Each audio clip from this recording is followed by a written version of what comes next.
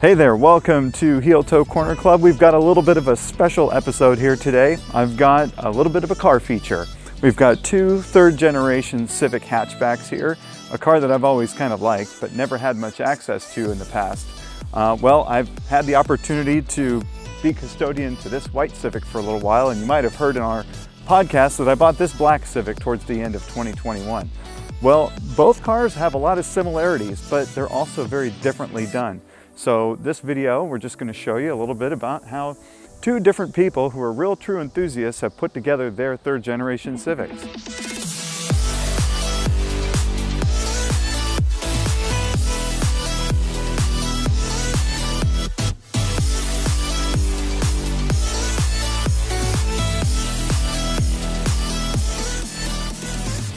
All right, so third generation Civics, what's the big deal? These cars are near and dear to the heel toe heart because we classify them as what we call torsion bar Hondas. Why do we call them that? Because the front suspensions in these cars have torsion bars instead of coil springs that go over the dampers. Many of your modern Hondas have a coilover or a strut type suspension that doesn't use torsion bars, and that's what makes these cars a little bit different than other Hondas. So what other Hondas are torsion bar Hondas? We've got 84 to 87 Honda CRXs, 84 to 87 Honda Civics, and 86 to 89 Acura Integras. These cars all share the basic same platform and comprise a torsion bar car in terms of how we call it. These Civics came out in 1983 in Japan, 1984 in the United States, and in Japan were actually affectionately called Wonder Civic by Honda.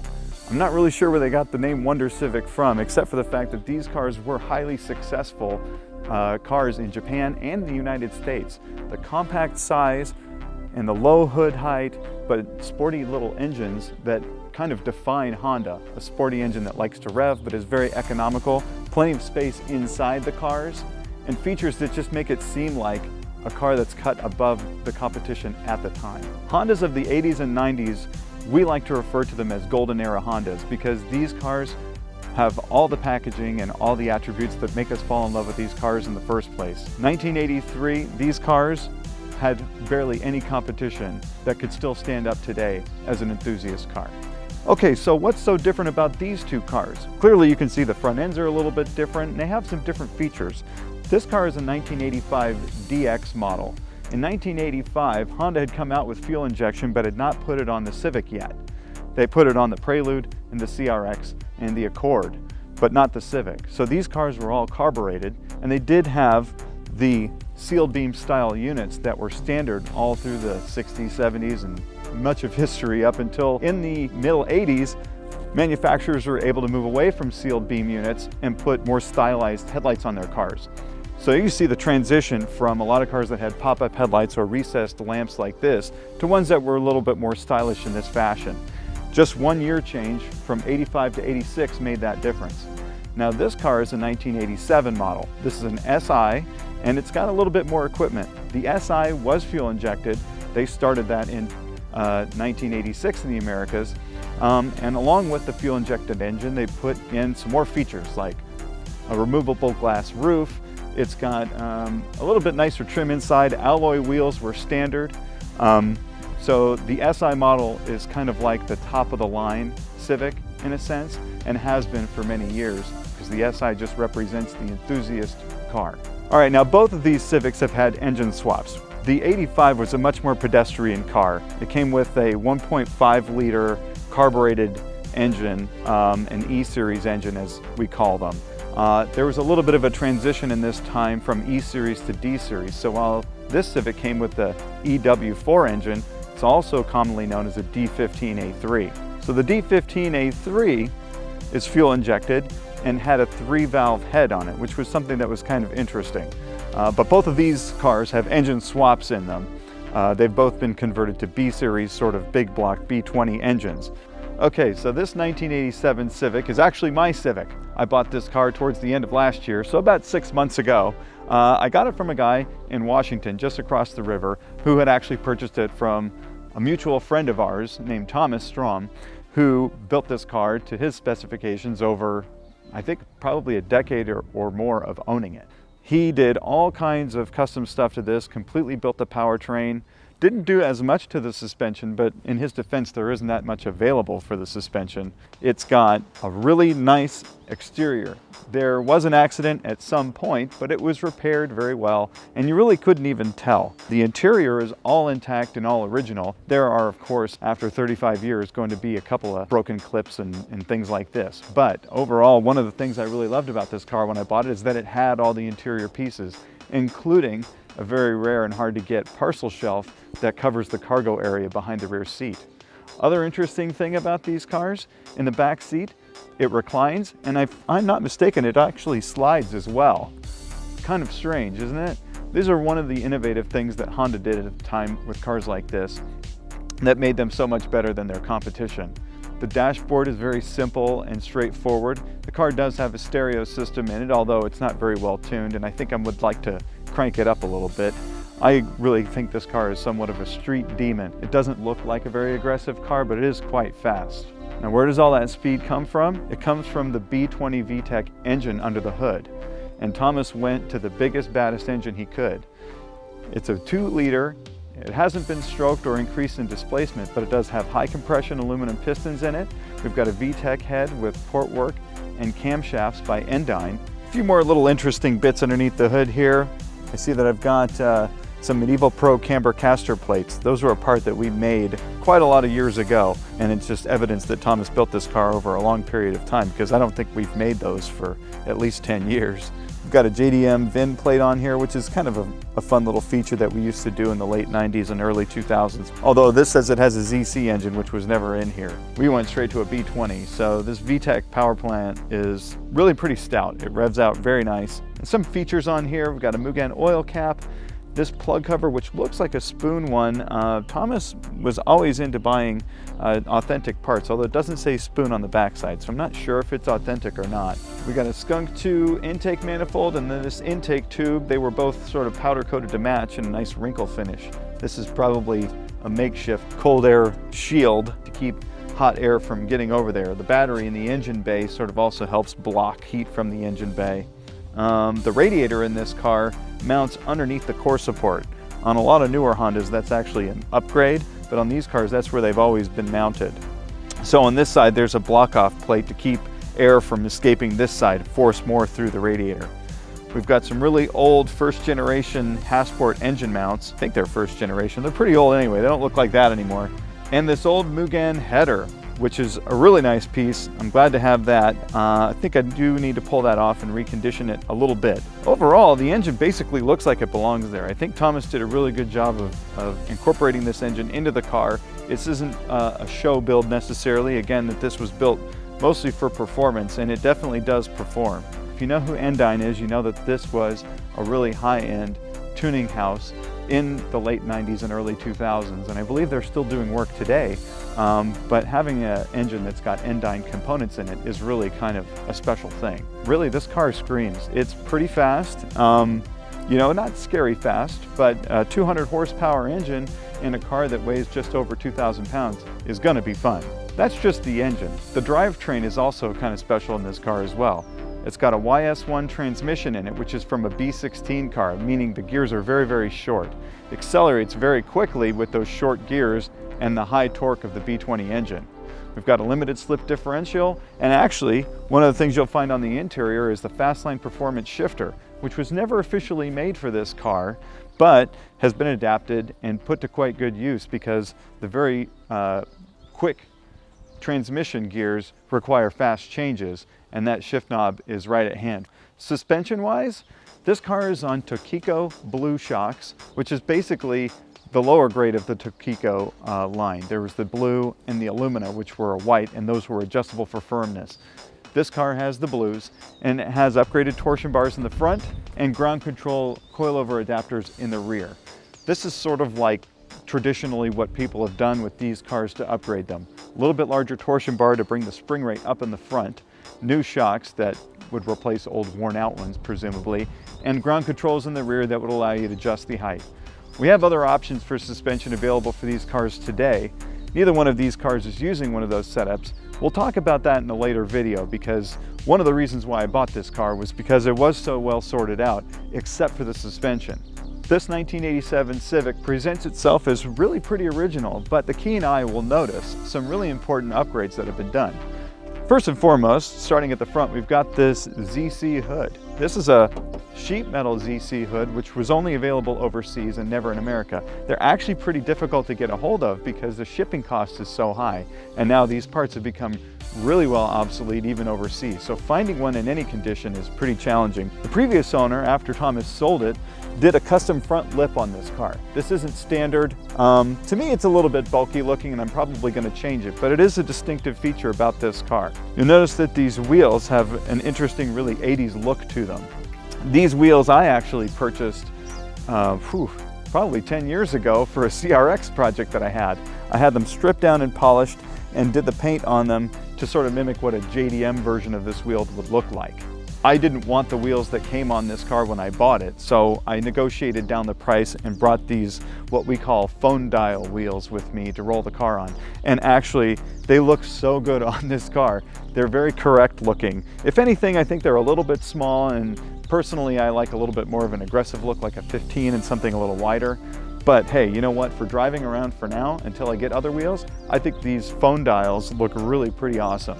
If you know what I mean by phone dial, old rotary telephone, right? You stick your finger in,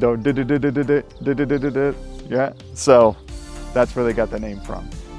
Another point of evidence of the lineage between a Civic and an Integra, as it's always been, parts are interchangeable between the two.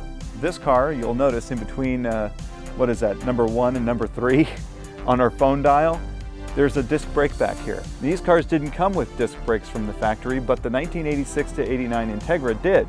So it's pretty common practice. People will take the rear axle assembly and rear brakes from an Integra and throw them up underneath a Civic or a CRX, and this car has had such an upgrade. So we've got rear discs on this car, which is kind of a nice feature. Moving along here, you'll notice that the paint is actually in really great shape, and that's because the owner that had this car before myself and after Thomas repainted the car. This is the original flint black color. It's black and it's got a metallic in it, and it really looks very, very nice. Hasn't had a lot of body work done to it, so you can see plenty of little defects and dimples in the bodywork, but the paint looks so nice. It doesn't really seem to detract at all. Again, we've got the original moldings and they're all in very good condition. That was one of the things that keyed in on me, was having all those moldings intact and in place is kind of a challenge to get replacements for them. So that was kind of a big selling factor for me. Toward the back of the car, we've got another really distinctive feature, which is this spoiler over the hatchback. This is actually an original Mugen spoiler. These are hard to get. As you can imagine, Mugen parts are tough to get even for a brand new FK8 right now.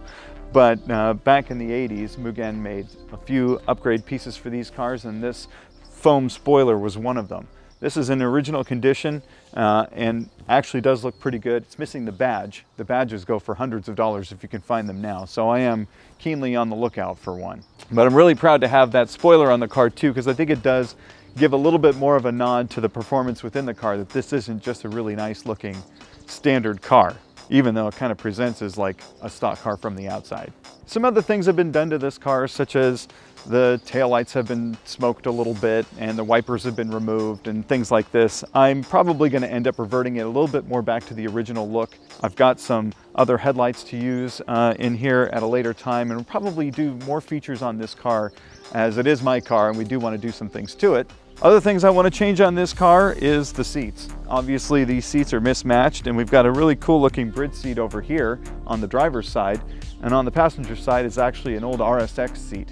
The RSX seat is so huge and out of place, it really doesn't belong. It pops the passenger way up out of the car, and actually the bridge seat is so low, it really does feel like you're in a bit of a cockpit when you're in there. I don't have a problem with the low as much, but I want to get both seats the same height and same style, so more to come on that too. One of the other things I wanted to change about this car was this muffler. This Super Trap muffler actually kind of looks cool, but not for me. I'm not really into this sort of look. It's got this and then two other resonators up above. I want to do a little bit more of a conventional exhaust on it, and I'm thinking about putting one of those large coffee can tips on there that we used to do back in the 90s.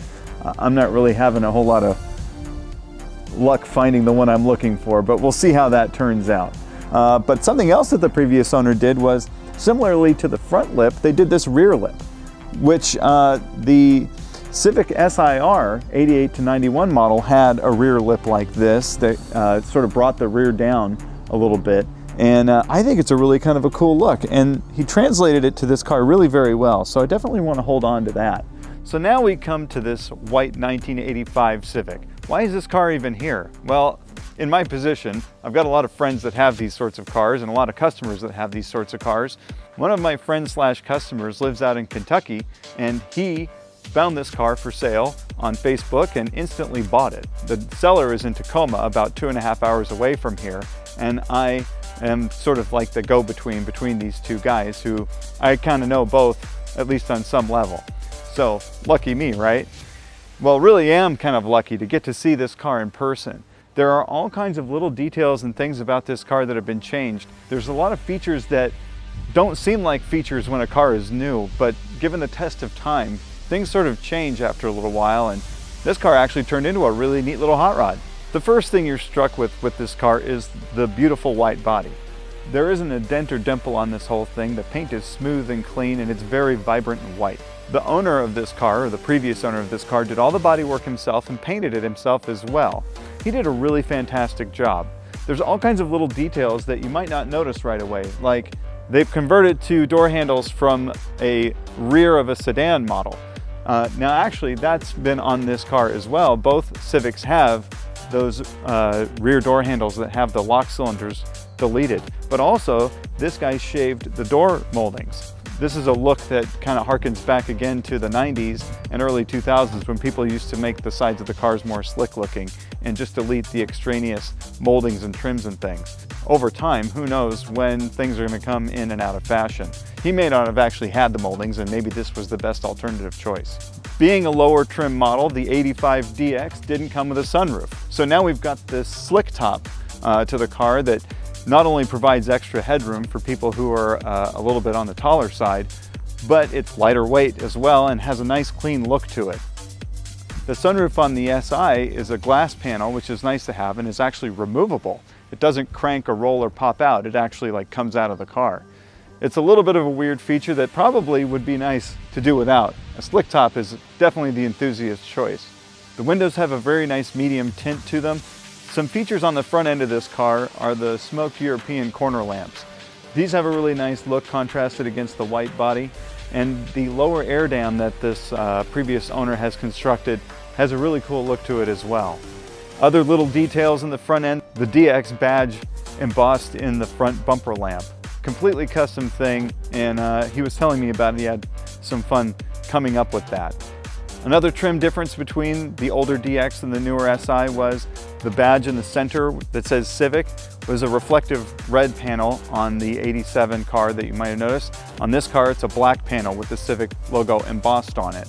And this car, being standard, has no spoiler above the tailgate.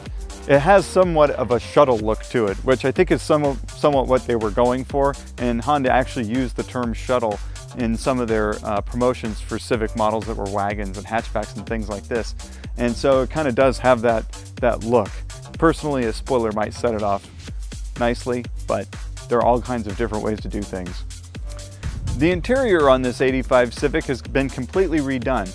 Now, in a little bit more of a modern style, the rear area of carpeting and rear seat has been removed, and the inside has all been finished in the same white paint.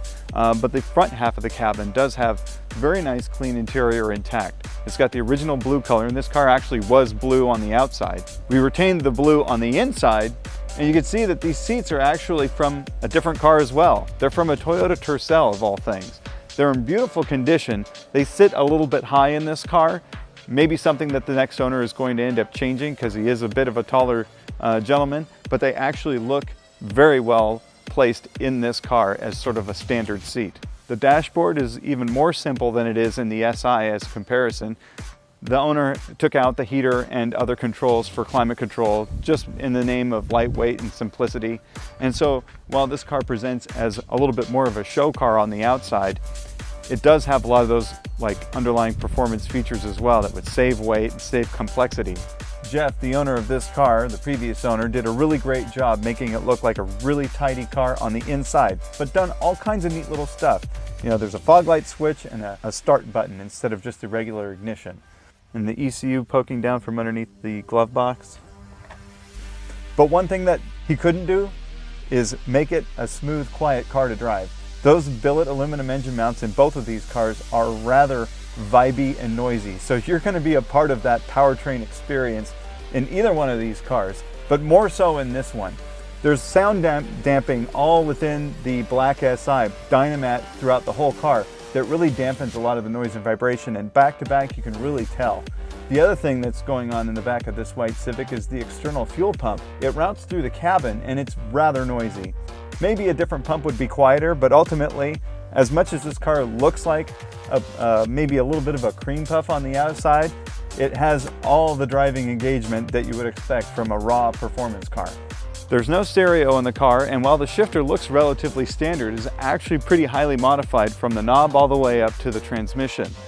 Anything that has any kind of slop has been removed, and it's nice and tight feeling. The shifter feels so accurate, we're going to end up doing some of the upgrades that they've done here in our Black SI as well.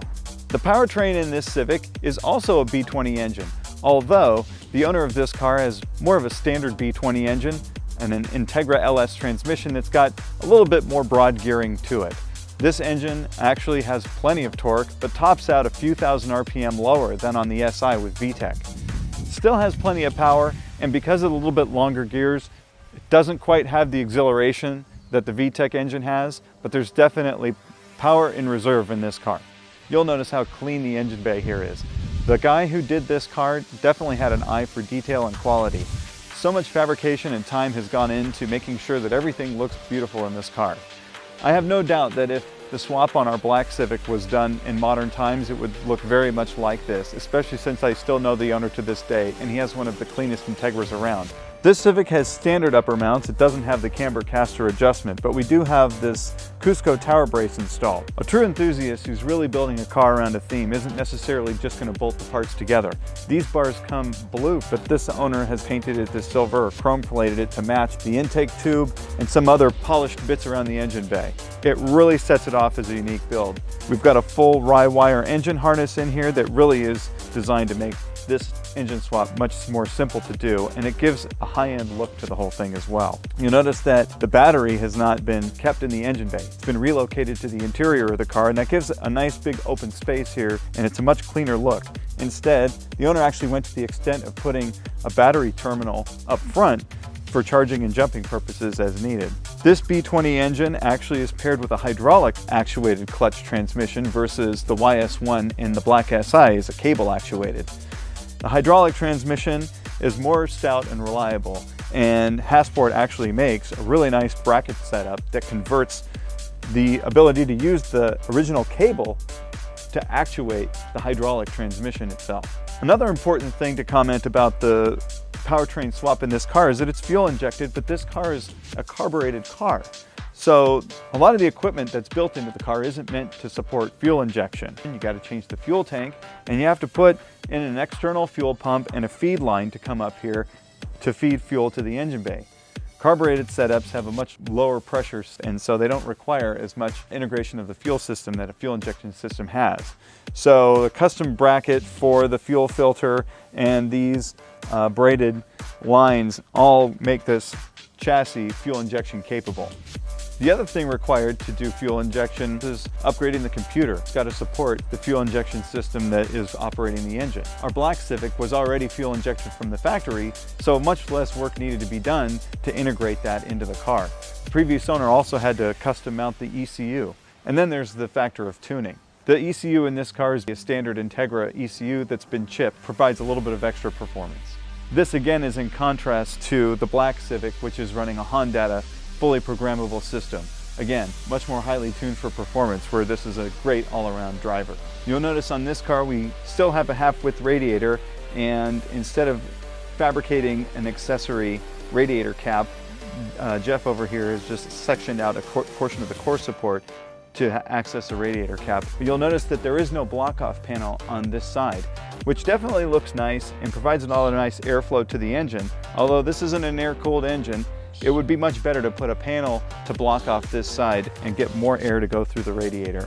maybe something the future owner will do. In addition to the much more performance-y looking 15-inch wheels and Falcon tires, the rear brakes on this car are still drums, but they're not the stock drums. The owner of this car decided to upgrade them to Insight aluminum drums. The HF CRX of this era also had aluminum drums, the same exact drums in fact as the Honda Insight from the first generation of that car.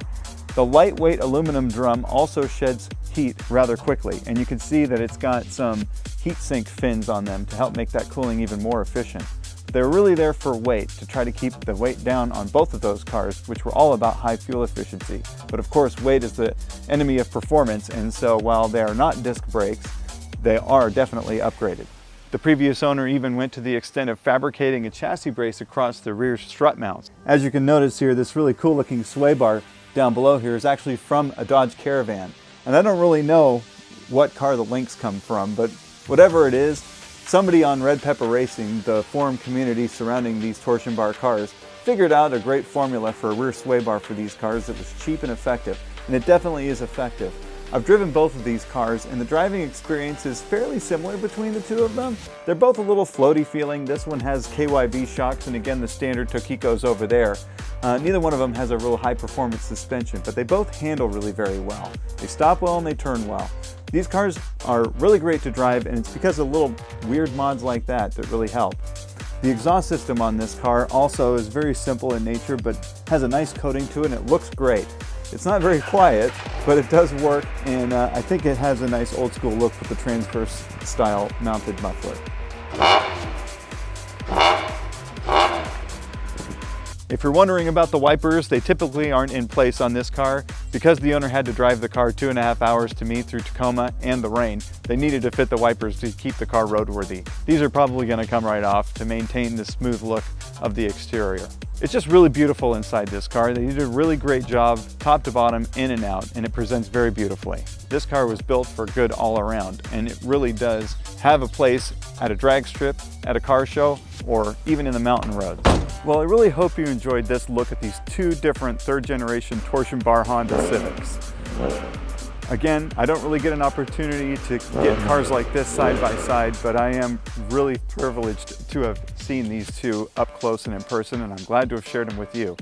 We'll try to do some more vehicle features over time, but for now, I hope you enjoyed this special episode, and definitely subscribe to our channel if you'd like to see all kinds of other content about these sorts of cars and any other Honda and Acura that you might have. Heel toe is in your corner, and I hope you have a great day.